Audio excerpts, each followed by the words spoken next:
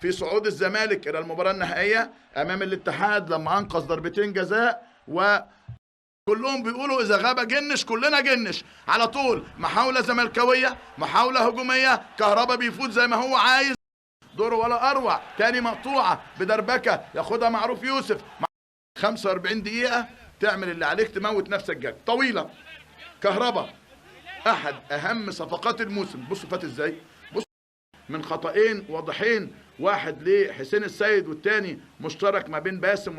بينهي الشوط الاول كده، هو مبسوط كده، هو مرتاح كده. كهربا يعود للنشاط، يعود للازعاج، معدي ظروف كتيره، اصابه وغيابات اثرت عليه بالتاكيد، لكن يظل لعيب مهم في تاريخ النادي الاهلي وتاريخ منتخب الاهلي.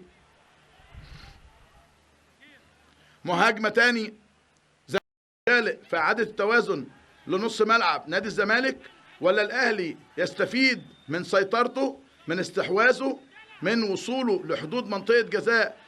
العرضيه النموذجيه لكن الرأسيه ممتازه من علي جبر، بيكمل معاها مصطفى، مش وحش للنادي الاهلي. تصل مره ثانيه لاحمد فتحي، يلعبها عرضيه بدون عنوان، يكمل الزمالك.